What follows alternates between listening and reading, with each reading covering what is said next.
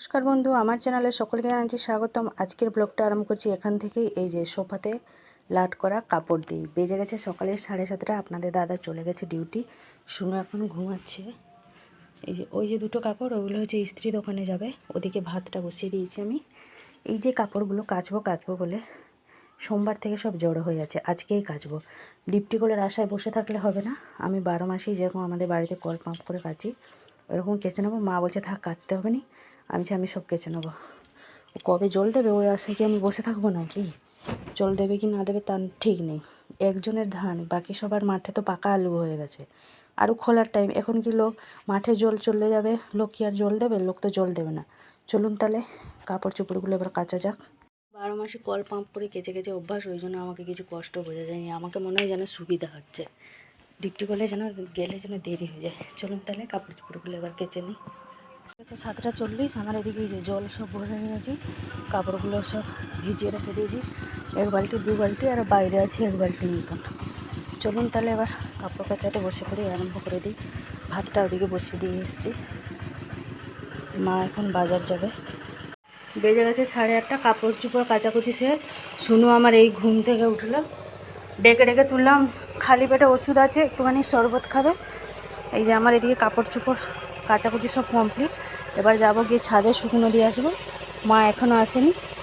আর টুকিটাকি কাপড়গুলো এখানে নিচে দিয়েছি, যেমন এই যে আমাদের শুনুর আমার দুটো লাল কালারের ব্লাউজ, আমার একটা স্টোল, আর এদিকে এই যে পেটিকোটগুলো। কারণ ছাদে এত কাপড়ের জায়গা হবে না। চলুন এবার ছাদে গিয়ে শুকনো দিয়ে আসি। মায়ের ঘরে বিছানাগুলো পরে তুলবো, পুরো হাঁপিয়ে গেছি। আগে গিয়ে ছাদে কাপড় শুকনো দিয়ে আসি, এসে আবার মশলা বাটবো। মা চলে আসবে। ফোন করেছিল, কাটা মাছ নিয়ে আসছে। তেমন বাজারে কোনো মাছ নেই। আছে যেসব মাছ আছে, শুনু আবার খাবে না। শুনু কি আমিই খাবো না। এমনি সমুদ্র মাছ পড়েছে, যেমন সেই ছোটো ছোটো খোকা ইলিশ, হাটিং ফাটিং, এগুলো তো শুনু আবার খায় না। ওই জন্য কাটা মাছই নিয়ে চলে আসছে। চলুন তাহলে অনেকক্ষণই বক করে নিলাম, এবার গিয়ে ছাদে কাপড়টা শুকনো করে দিয়ে আসি। গেছে 9:05 মতন। এদিকে আমার সমস্ত কাজ কমপ্লিট, কাপড় চোপড় তো কাচা হয়ে গেছে। ছাদে তো সব শুকনো করে দিয়ে এসেছি। মাও চলে এসেছিলো বাজার থেকে, কাটা মাছ নিয়ে এসেছিলো। কাটা মাছটা ধুয়ে মাকে দিয়ে এসেছি, লবণ হলুদ মাখিয়ে। মা ভাজছে, মশলাও বেটে দিয়েছি। এদিকে মটরশুঁটি আর ফুলকপি দিয়ে আলু দিয়ে তরকারি হবে।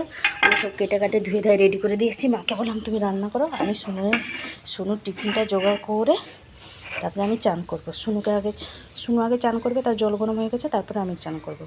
শুনু আজকে টিফিনে নিচ্ছে পেয়ারা। আজকে যেহেতু ওর স্কুল থেকে বেরিয়ে পরীক্ষা আছে স্যারের কাছে, 2টো লিটিল হার্টের প্যাকেটগুলো দিয়ে দিচ্ছি। নিচ্ছে পাঁপড়, এইসব মিলিয়ে চারিয়ে দেবো, যেটা খাবে। চলুন তাহলে শুনু টিফিনটা ঝটপট রেডি করে নিই। আজকে শুনু এই যে নতুন টিফিন ব্যাগে নিয়ে যাবে। কালকে তার বাপি এনে দিয়েছে। পুরোনো ব্যাগটা একটুখানি মানে রিজেক্ট মতন হয়ে যাচ্ছে, নিচেটা একটুখানি ফেটে গেছে, ওই জন্য। এই যে আসার সময় ইস্ত্রিতে দোকানে দিয়ে যাব, মানে দিয়ে আসবো কাপড়টা। শুনুর টিফিন ব্যাগ তো আগে থেকে গুছিয়ে রেখে দিয়েছি। শুনু এখন ওষুধ খাচ্ছে, 10:05 বাজে। এবার ওষুধটা খাওয়া হয়ে গেলেই চলে যাব। শুনুকে মা ভাত খাইয়ে দিল, আমি 2টো মুড়ি খেয়ে নিলাম। বেজে গেছে এই যে 11টা। শুনুকে দিয়েই চলে এসেছি। আর একটুখানি দেরি হয়ে গেল, কাজ বাজ সব মিটে সেই কাপড়গুলো ইস্ত্রি দোকানে দিয়ে এলাম। আর এই যে আসার সময় মাছ নিয়ে এসেছি কালকের জন্য। ওটা হচ্ছে খোকা ইলিশ, আর এটা হচ্ছে মোরলা মাছ। মোরলা মাছ 300ই ছিল লাস্টে, মানে একটা দাদু নিয়ে বসেছিল বাড়ি যাওয়ার টাইমে। যা ছিল আমাকে গুছিয়ে গেছে, সব দিয়ে দিয়েছি। এটা নিয়ে এসেছি মাছটা। ভাবছি মাছগুলো বেছে রেখে দেবো, তাহলে কালকে রান্নাটা তাড়াতাড়ি হয়ে যাবে। মা এখানে মাছ বাছছে, আমি বাসন মাজতে গেছিলাম। আমাকে বললে তোকে বাসন মাজতে হবে না, তুই চলে যা, আমি মাছগুলো বেছে বাসন তারপরে মাজবো। আর ছাদে যে সমস্ত সকালবেলা কাপড়গুলো দিয়ে এসেছিলাম, সেগুলো শুকনো হয়ে গেছে, সেগুলো তুলে এনে ভাঁজ করে রেখে দিয়েছি। আবার মা 1 বালতি কেচেছিল। এইগুলো এই যে আয়রন হবে। এই একটু হলো গুছাগুছি করছি, তখন থেকে মায়ের ঘরে বিছানাও পড়েছিল। আসার পর থেকে এই যে গুছাগুছিতে লেগে গেছি। মায়ের ঘরে বিছানাটা এই জাস্ট তুললাম। ওটাই বলছি আমি যে আমার শুনু যেখানে ঘুমাবে সেই ঘরে বিছানা বেলা পর্যন্ত পড়ে থাকে। এখন এই যে মেশিনে একটুখানি বসবো, মেশিনটা বাইরে বের করবো। এখানটা স্টুলটা এনে রেখে দিয়েছি। চলুন, অনেক দিন হলো মেশিনে বসিনি, আর 4 দিন হয়ে গেল, আজ 5 দিন পুরো। 3টে বাজে। শুনুকে একটা জলের বোতল দিতে গেছে মা। তো শুনুকে স্কুল থেকে বের করে স্যারের কাছে দিয়ে তারপরে মা আসবে। আমি এই যে মেশিনে বসেছিলাম কাজ বাজ শেষ করে। দুপুরে খাওয়া দাওয়া কমপ্লিট হয়ে গেছে। জল এখানে ভর্তি করে রেখে নিয়েছি বাসন মাজবো বলে। তার আগে যাব ছাদে, কাপড় চোপড় সব শুকনো হয়ে গেছে, তাকে সব নিয়ে আসবো, নিয়ে এসে জড়ো করে রেখে দেবো, পরে সব ভাঁজ করব। এই যে ডিপটি কল থেকে জলটা মা ভর্তি করে রেখেছিলো এই ড্রামে, গিয়ে আবার সব নিয়ে এলাম খাওয়ার আগে।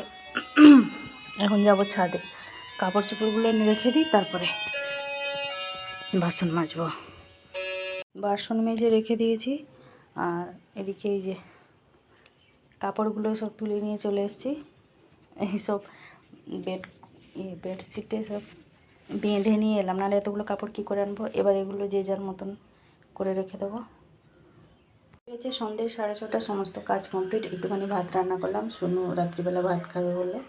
তো 5টার সময় সোনু ফোন করেছিল তাকে আনতে যাওয়ার জন্য, তখন আমি রুটি করছিলাম। রুটিটা করে রেখে দিয়ে সোনুকে আনতে গেছিলাম, এসে আবার ঘর দোরগুলো সব ঝাঁট দিলাম, ঝাঁট দিয়ে সমস্ত কাজকর্ম গুছিয়ে দিয়ে রান্না করে এসেছিলাম। এই যে একটুখানি ভাত হয়ে গেছে, সোনু খাবে, সবাইকে চাও দিয়ে দিয়েছি। মার সাথে বসে বসে লজেন্স আর কড়াইটা করছিলাম। তো আজকের মতন আমার ভিডিও এই পর্যন্ত। শুনো, এই যে ফ্রিজ থেকে তরকারি বের করে নিয়ে চলে এলো, ভাত খাবে। তো আজকের ভিডিওটা বেশি বড় করছি না, আজকে এই পর্যন্তই। আবার দেখা হচ্ছে আপনাদের সাথে আগামীকাল। সারাদিনের ব্যস্ততার মধ্যে দিয়ে জীবনযাপন চলছে। তো ভিডিওটি ভালো লাগলে লাইক করবেন। নমস্কার, সবাই ভালো থাকবেন।